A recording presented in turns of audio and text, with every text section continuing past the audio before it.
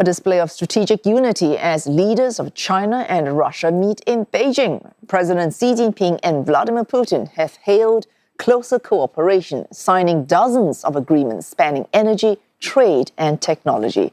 Xi Jinping lauding robust ties on the strength of deeper political trust and cooperation, while Mr Putin repeated his position that ties are at, quote, an unprecedented level.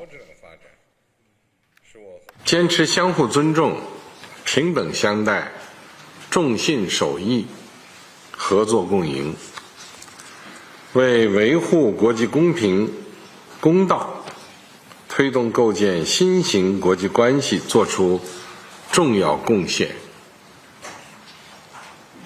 成为世界百年变局的关键衡量。 Отмечу, что Россия и Китай активно сотрудничают в области энергетики. Наша страна является одним из крупнейших экспортеров КНР нефти, природного газа, включая сжиженный, и угля. Мы, конечно, готовы и далее надежно обеспечивать бесперебойные поставки всех этих видов топлива на быстрорастущий китайский рынок. CNN senior correspondent Yew Guan joins us live from Shanghai, and Dasha Chernyshova reporting for CNN from Moscow. And Yew Guan, we start with you. Mr. Xi taking tea with Vladimir Putin today, taking tea as well last week with President Donald Trump from the United States. As a diplomatic ceremony, a session, what does taking tea mean for Mr. Xi? Well, the tea session matters because it is the softer side of power diplomacy. The formal meetings gave us official outcomes, a treaty extension, joint statements, 20 cooperation documents. But an informal tea session is meant to project something else: personal trust, familiarity, and strategic comfort. And that matters especially for Xi Jinping and Vladimir Putin. They spent years cultivating the image of close personal relationship. Putin called Xi his dear friend during this visit, and even used a Chinese expression that a day apart feels like 3 autumns, 一日三秋. But the tea diplomacy is not unique to Putin. President Trump also had a more private tea and lunch setting with Xi at Zhongnanhai. So the difference is not simply that Putin got tea and Trump did not. The difference is in the political packaging. After all, with Trump, the tea was about managing tension, showing that China and the US can still talk despite deep rivalry. With Putin, the tea came after a rather different kind of day.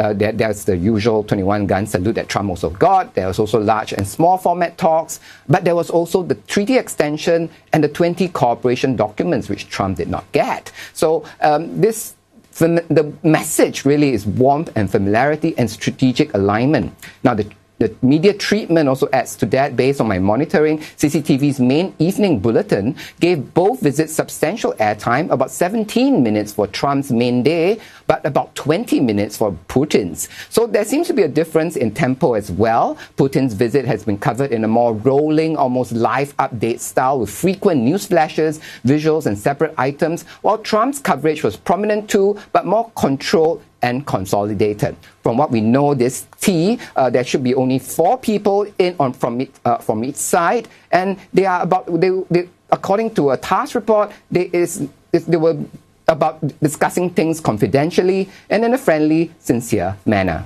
Wesu? Thanks, Yew Guan. Dasha, we heard Yew Guan there. Warm words, alignment on many fronts between Mr. Putin and Mr. Xi, but no agreement on the Siberia pipeline too, despite last year in September, Gazprom, the last time Mr. Putin visited China, promises at that point that there would be movement finally on this pipeline. What's holding it back?